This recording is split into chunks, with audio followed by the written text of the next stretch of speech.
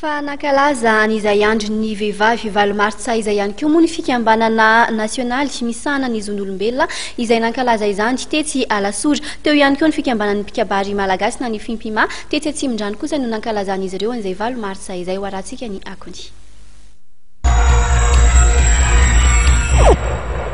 Teny amin'ny 15 maitsina Alasora no safidin'ny fikambanana nasionaly malagasy amsahana ny zon'olombelona na ny UNMDH nankalazana ny andro ny valo marsa ny asabotsy lasa teo fa namafisana ny miralenta sy ny fanomezan-drazana ny zon'vehivavy ireo moa no anisany nasongadina nandritra ity fotoana ity. Tamin'izany koa no nanarotany filohan'ny fikambanana Ramatoa Rafolisiso Antiny Ala nanazava na tonga ny fankalazana ny valo marsa naneran-tany.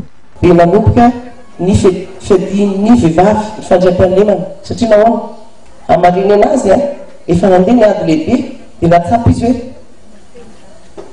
ataontsika hoe ifamono foana ve ifandripaka foana ve samby olombelona dia nitapy aza fandriam-pahalemana zany izy nanomboka tany amin'ny taona 3,700 4,700 dia sotoka lehibe tany Eropa tany États-Unis momba zay ataontsika hoe fandriam-pahalemana ary efa nanomboka nitakisahako ny zon'ny vehivavy. Ny tony ala teny amin'ny sakimesy Betongolo moa avy eo ny fankalazana akalanona sy fiaraha-misakafo no tanterahan'ireo mpikambana tamin'ity fotoana ity. Vehivavy Nkolokanto antoky ny fandrosoana io kosa ny teny loha hevitra nentin'ny fikambanana mpikabary eto Madagasikara na ny Fimpima nankalaza izany valo marsa izany ihany.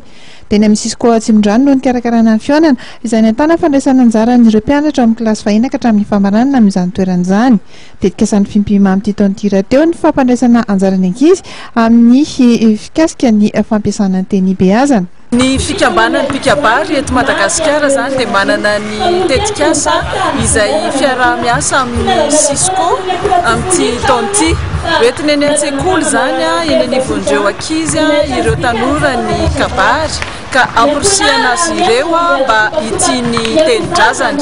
Tao anatin'izay indrindra zany nanomboka tamin'ny fankalazana ny andro iraisam-pirenena ho an'ny teny beazana na tamin'ny 20 febroary teo tany Antsirabe zao ohatra efa nisy ny hetsika natao dia tsy nataonay tamin'ny fotoan'iny ihany fa nezahana zany isaky ny misy atao hoe hetsika fa maneho an'izay fitiavan-tanindrazana amin'ny alalan'ny tenin-drazana izay dia atao koa an'io zany dia eto amin'ny Sisiko Atsimindrandrano fiaraha-miasa amin'ireo zapy 20 eto anivon'ny Sisiko Atsimindrandrano no nitanterahany Fimpima sampana Atsimindrandrano. Teto zany dia nisy enina ny mpandray anjara avy amin'ny Sisiko Antananarivo Atsimindrandrano zany raha marimarina kokoa dia ny sampana Atsimindrandrano moa no mikarakara an'ity hetsika ity ary marihana moa fa mbola hotohizana hatrany izany amin'ity taona ity manerana Madagasikara. Ho an'ity fikambanana ity dia tokony hatomboka amin'ny fikolokoloana ny mahaolona ny fahafahana mantanteraka ny fampiarana ny miralenta sy ny fampandrosoana. Nisy ary ireo hetsika isan-karazany izay mikarakarain'ireo vehivavy mpikambana. Nisy ihany koa ny fifananana akingana mamaly fantaniana mikasika ny fahalalana ankapobeny.